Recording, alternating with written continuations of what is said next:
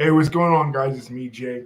I'm here to talk a little bit about the press conference that just ended a little over a few hours ago between Benjamin Netanyahu, the Prime Minister of Israel, and Donald Trump, the President of the United States, and a takeaway from it.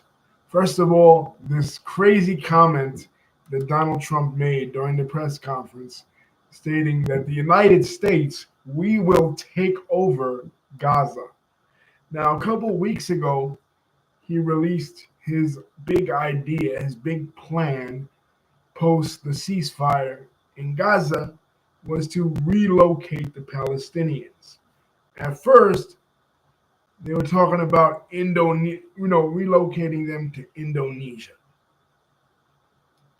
Now, that of course is a crazy idea because Gazans live in the Middle East and Indonesia is in Southeast Asia. This was the day after the mass deportation here in the United States. They started asking him, well, what is he going to do with regards to the Israel-Gaza situation? And he said, well, just deport them, or just move them out of Gaza. Well, uh, the Indonesia thing went a bust, but he's still running with this narrative that he's saying Egypt will take them in or Jordan will take them in. No, Egypt, Abdel Fattah al-Sisi said he's not taking any Palestinians in.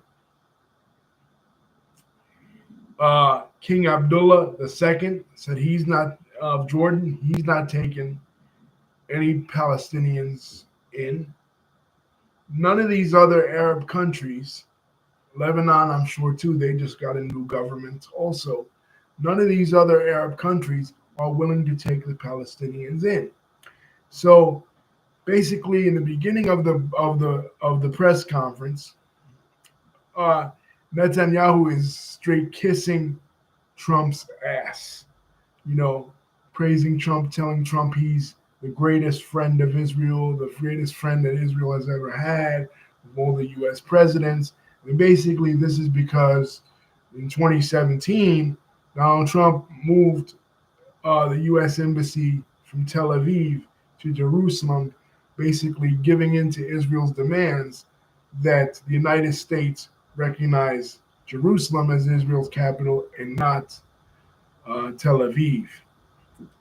So, praising Trump. And then they get to the sit-down part of the press conference. Now, this was crazy because this is when he made the statement. He dropped the bomb on him, basically.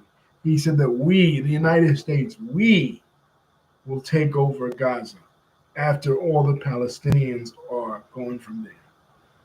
Now, us taking over Gaza,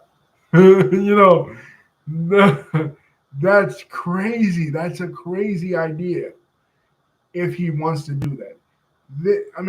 He's been talking about it with Greenland. He's been talking about it with Canada. He's been talking about it with regards to the Panama Canal. He actually had Marco Rubio go out to Panama and meet with people from the Panama Canal. Now, maybe a couple of people are telling me, well, no, Jay, it's not that. It's just that he says crazy things in order to get people to do things. So he wants, for example, an end to this conflict. So he'll feel like he'll pressure the Palestinians into saying, well, for the first time ever in the history of this conflict, not only will we just aid Israel with money and with resources, we will actually go in boots on the ground to Palestine and take over a part of Palestine.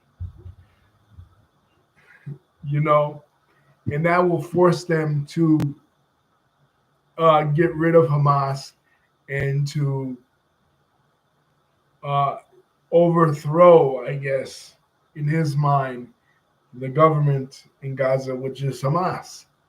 No, If he's thinking this, he clearly doesn't understand the Middle East. They don't have that sort of negotiating uh, mindset. They'll take it as a threat, and that will lead to an ultimate. If he does, even if he doesn't do it, even if it's just bluster and it's just bluffing, it will anger the Arab world. It will anger um, the Palestinians. It will anger the larger Muslim world. And basically, what he and Netanyahu and Israel accomplished historically with the Abraham Accords in 2020 will be undone. And even the recent ceasefire between Israel and Gaza will be undone with threats like this. Uh, yeah, I have. David says, I've heard of the Romanian dictator Nicolae Ceausescu. Ceausescu, yes, I have.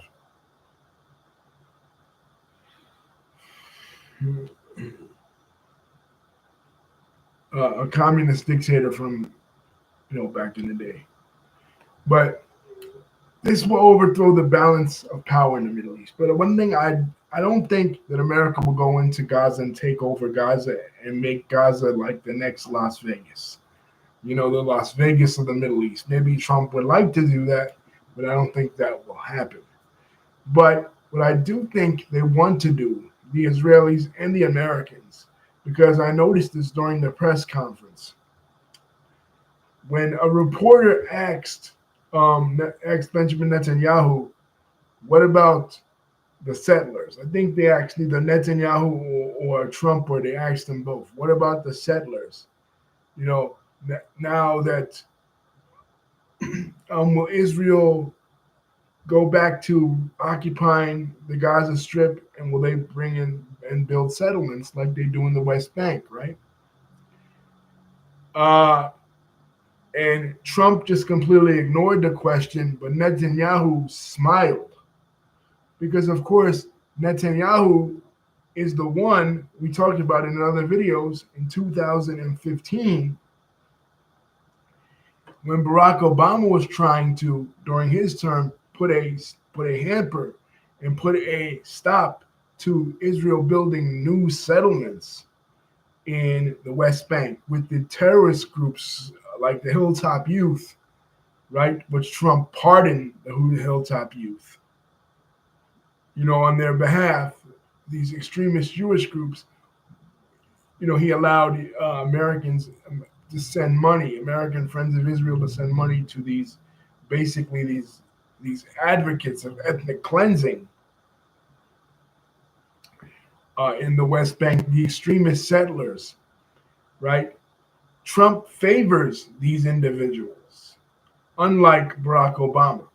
Bibi also, remember, Bibi is a hardline right-wing Zionist. He believes that there is no such thing as a Palestine, that the idea of a Palestinian state, the work achieved under the Oslo Accords in 1993 is a fantasy. Because you had the Bush administration, the Obama administration, the Clinton administration, the Bush administration, the Obama administration, and even the Trump administration during the first term pushing for maybe possibly a Palestinian state, at least with Fatah, which is headed by the head of the Palestinian Authority, Mahmoud Abbas, in the West Bank. But in order to do that, they have to have land to do that with. And if each and every time Jewish settlers defying international law and going in and settling parts of the West Bank, that's never going to happen.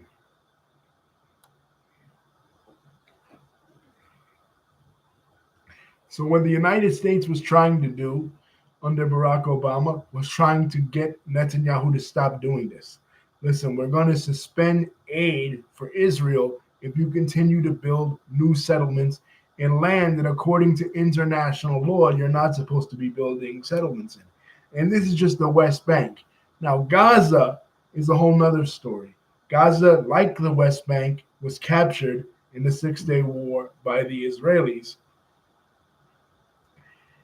but it was given back to the Palestinians after 2005. The Israeli army, the IDF, came in. They took all. I remember it.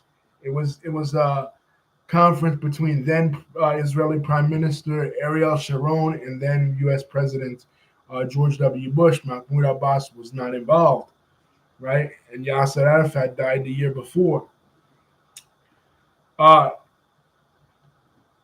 they moved out all the Israeli settlers, including a convert community from Peru of indigenous Amerindian Peruvians that had converted to Judaism and moved to Israel. A lot of them were living in this settlement in Gaza. Right, they moved all of them out. It was a bilateral decision. Both sides, both political parties, left and the right in Israel, decided that this was the best thing to do in a land for peace deal. Right, and they did it. And then a year later, the Palestinian Authority got thrown out, and Hamas got elected in by the Palestinian people, and all connections with Gaza and Israel were cut off, and then they proceeded in the subsequent years. In 2009, Operation Cast Lead, Israel launched rockets, and in 2014, Operation Protective Edge.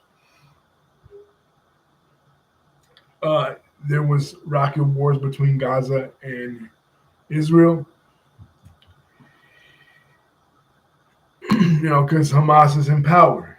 And of course, the way the U.S. looks at it, and even Trump now, they spoke about Iran because this one reporter said, Iran is weak. And Trump said, no, Iran is not weak. They would have been weak if I'd have been in power, but they were strengthened over the past 4 years under Joe Biden. One thing I don't like about Donald Trump is, and this was the same thing with the plane crash situation, which I didn't make a video about, but I have comments on it. And he does this a lot. And by the plane crash situation, I mean the plane crash in D.C., not the one in Philly. The collision with the helicopter, right, over the Potomac, right? So he'll do an interview and he'll talk about Barack Obama's administration and what they weren't doing, and Joe Biden's administration and what they weren't doing, and he'll continuously he campaigns 24/7, and he did this during his last term also. It's like at a certain point, okay, the campaigning is over, the blaming the previous administration, that's over. You have to now focus on less about what the other side is doing and more about what you're going to do and your vision for the world and your vision for the country. You can't sit there and try to always blame somebody else. You know what I mean? This is a complete tragedy. You didn't see like a lot of people didn't like him, right? George W. Bush, I'm saying. You didn't see after 9/11 George W. Bush get on TV and blame the Clinton administration. You didn't see that happening. You didn't see him during his interview after 9/11 addressing the situation, saying, well, if Bill Clinton had gotten Osama bin Laden in 1999 or 2000 in Sudan, we wouldn't be having this problem with bin Laden and Al Qaeda, right? You didn't see him go on TV and say, oh, well, if they'd have done their due diligence after the 1993 explosion in the World Trade Center, we wouldn't have had the 9/11, right? You didn't see that. They didn't play politics in every single thing. You didn't see Barack Obama after the stock market crash of 2008 constantly, maybe he did it in one or two interviews, but constantly over and over blaming the actions of the previous administration for what happened in 2008. You didn't see that. And a lot of those things could have been justified because people will say, well, Bill Clinton did overlook things. The 1998 bombing in Tanzania and Kenya by Al Qaeda. The deregulations that Bush put in place of the banks did kind of cause the housing bubble to burst. But Obama didn't mention that. Clinton didn't mention that.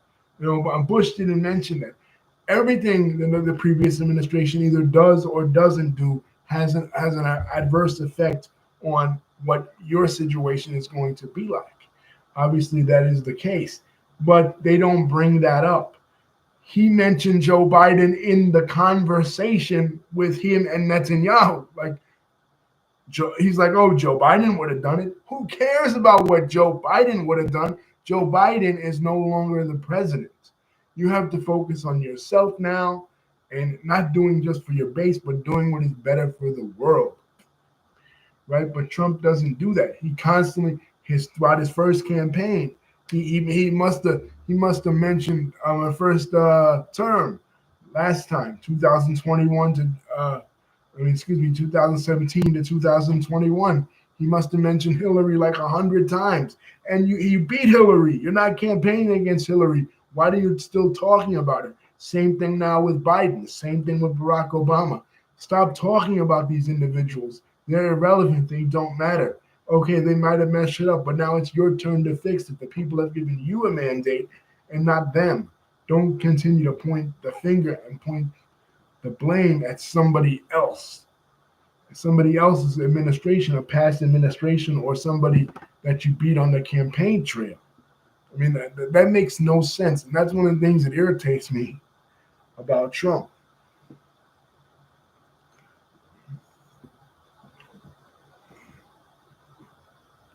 And this thing about taking over Gaza, like I know Trump is a real estate guy and that's his field, and he looks at every piece of land as real estate, right? But you can't look at it like this. This is a part of the world that is sensitive to that sort of language. And I'm not saying he should walk on eggshells when it comes to Islamists either. You know what I'm saying? He should approach Islamists. But see, I feel like Trump doesn't have a problem. Like, he doesn't really have a problem with Islamists because, like, before Biden pulled out of Afghanistan, Trump was ready before 2021 to hand over Afghanistan to the Taliban. You know, it was it was his administration that was heavily involved with the negotiations of Israel and Hamas. It was his administration that was heavily involved when Bashar al-Assad regime fell, handing it over to al-Jilani, um, and and and and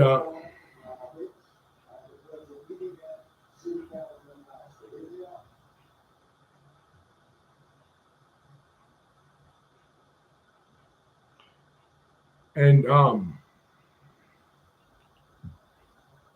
Hayat Tahrir al-Sham, the group that took over Syria. It was his administration. Biden's was on its way. While Biden's was on its way out when Syria fell. Trump's administration was responsible for that. These are literal jihadists that took over Syria. You know what I mean? People are talking about they're reformed jihadists. Well, they said the Taliban was reformed. And now you see, if you look at reports in Afghanistan, you see that the Taliban is back to their old tricks that they were doing before they fell in the Mullah Omar days. You know what I mean? So,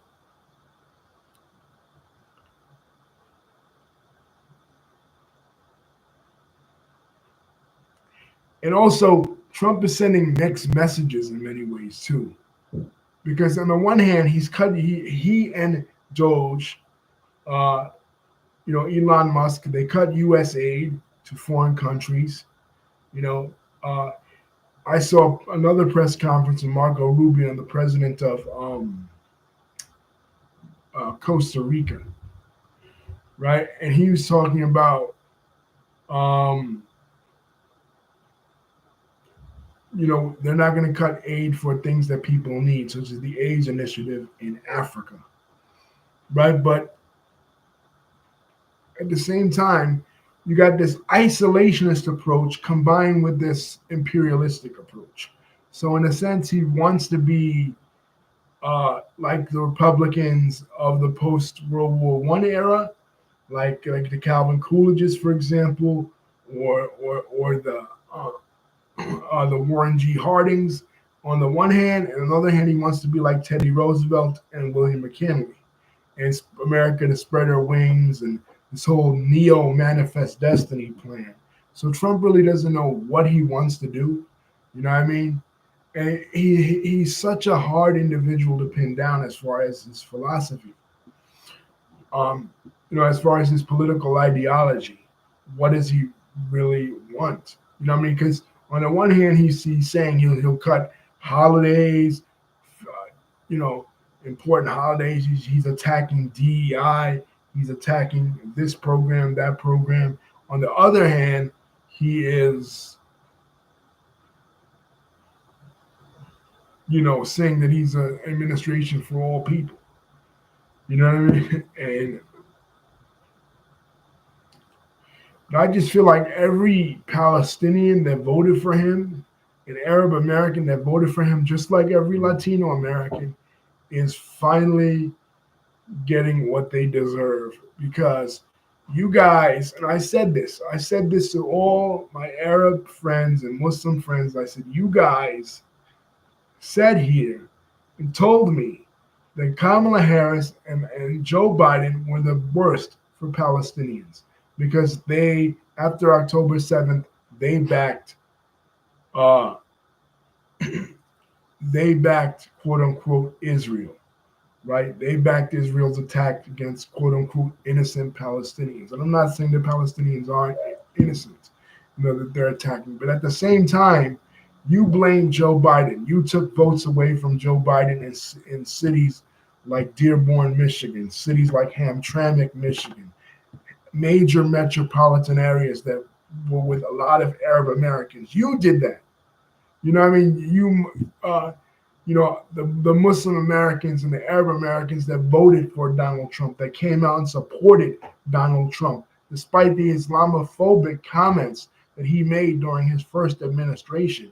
You believed that because he was paying lip service to whatever Palestinian cause or whatever, that he was going to do anything different than any other U.S. administration since 1948, since Truman's administration. That's what you believed, right?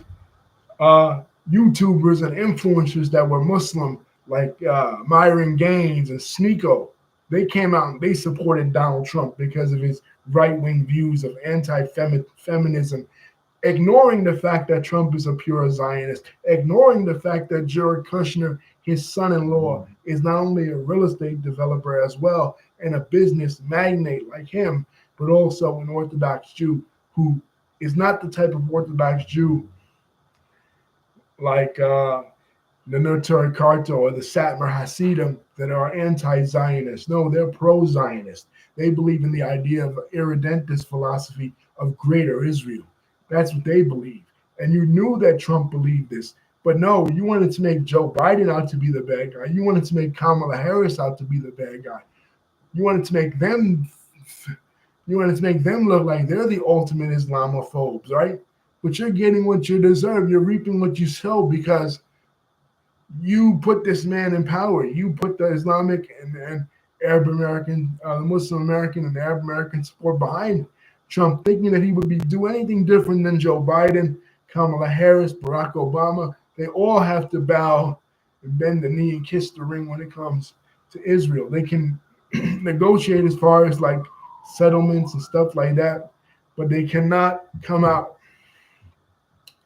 They can never, ever, none of them can come out because AIPAC is so strong.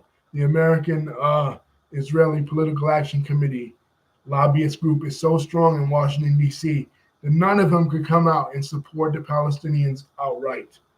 None of them can. And you knew that. You knew that Trump wasn't going to be that. But you still voted for him anyway, just like the Latinos. Just like the Latinos. Trump is worse with the Latinos because Trump was outright saying that on his first day in office, he was going to declare a state of emergency and deport all of your family members that were undocumented. He was outright saying it. But you weren't believing him. You were still supporting him. Right? But now the crocodile has bit you in the face. Right? Because now your communities are feeling the brunt of him, what he really believes. He's taken the pretentious mask off. He has now revealed who he truly is. And who he truly is not a friend to any of these minority communities. He is now cutting DEI. He is now mass deportations. And now he's talking about taking over Gaza. So you thought it was bad under Biden. You thought Biden was supporting Netanyahu, even though Biden and Netanyahu before October 7th, like in 2022, were at each other's throat. So that was the case before October 7th. Of course, Biden, after October 7th, had to come out and pay lip service to the narrative that the Israelis were saying. Do you think that he wouldn't? Do you think that Obama or any of them would have done anything else different? No, they wouldn't have done anything. They all have to say that, right? But what else are they saying? Are they taking it a step further? Are they saying that they're going to take over Gaza? That they're going to, Americanize Gaza? No, they're not saying that. They weren't saying that. Kamala Harris wasn't saying that. But you know what? You reap what you sow, and you voted for the man, and you supported the man, and you put the engine behind him.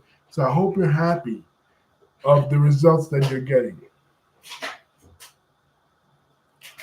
Because here you had two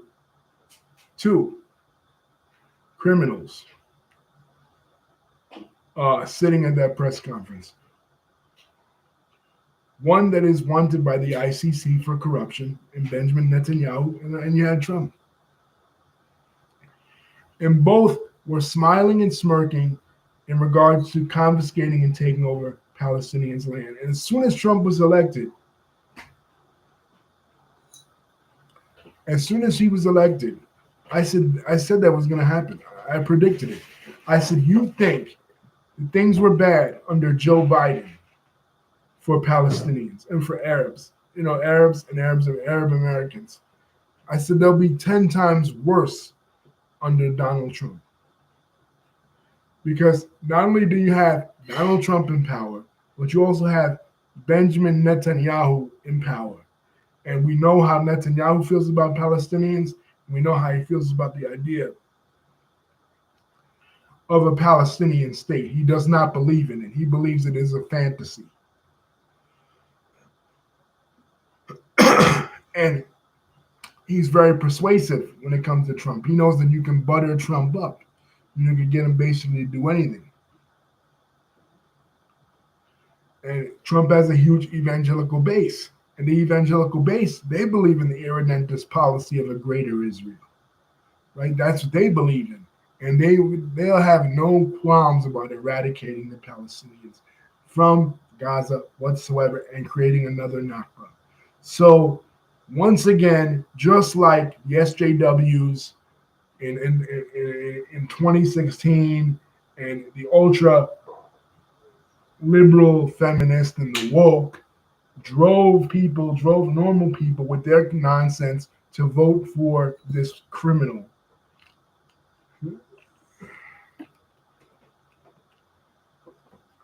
Likewise, the same thing happened in 2024.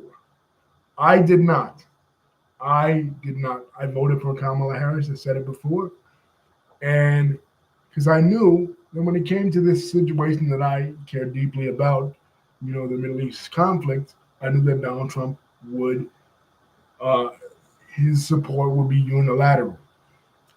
He's not willing. Was Mahmoud Abbas at the press conference? Was any Palestinian leader at the press conference? No.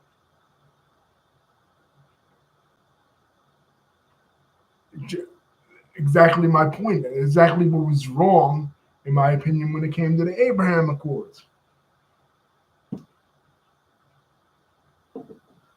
Listen, I have no problem. I have no problem giving credit where credit is due when it comes to the Abraham Accords. I think it was historic. I think the fact that these Arab nations in the Middle East and North Africa could sit down with Israel after years and years of war was historic. I don't make any qualms about that. But at the same time, this whole conflict is regarding the Palestinians. This conflict is not regarding the Moroccans. It's not regarding the Chadians. It's not regarding the people from Chad. I guess they call them Chadians. I don't know. It's not regarding that. It's regarding the Palestinians. It's about the Palestinians and the historic claim that the Palestinians have to the land of Israel. I don't care if they didn't call themselves Palestinians until 1964, which is the lie because the first Palestinian newspaper came out in 1919, right? Or whatever they called themselves. There was a population living there. Even the Bellflower Declaration in 1917 acknowledges that that's the case. So there was a there was a population living there other than Jews. And the Balfour Declaration says that they will not be prejudiced against, but they absolutely were prejudiced against when it came to fruition in 1948. So they were hypocrites and liars there. And obviously, by the look on Netanyahu's face, he wanted to say to the reporters, yes, I will allow Jewish settlers to build more settlements in the Gaza Strip if Donald Trump allows me. And he will. Just tell him you'll name another settlement after him like they did the one in the Golan Heights. Tell him, oh, we'll name this Trump instead of Herzliya, Trumpsliya, right? Or the Beitel Trump in Hebrew, right? Trump's house. Tell them we'll name him that. Tell them they'll name him something after him. One of the settlements that they rebuild in their new version of Gaza that will be cooperating with them. Are you kidding me with this? This is very dangerous for the United States. Comments like this could produce another 9/11, right? We're talking about a population, and I'm not a defender of crazy Islamist terrorists. You know what I mean? I know they're crazy Islamist terrorists. I know they are. I know that they advocate. The Islamists, the terrorists, advocate with an ideology of violence.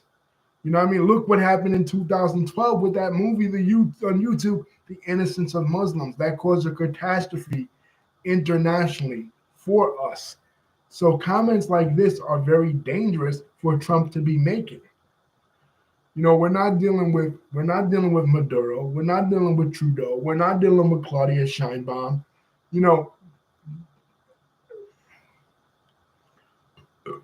People don't take threats like this idly. And a lot of times with Trump, he doesn't watch his words. This is what caused January the 6th, because he feels like, oh, I could just say whatever. And, sometimes people take it seriously, other times people don't.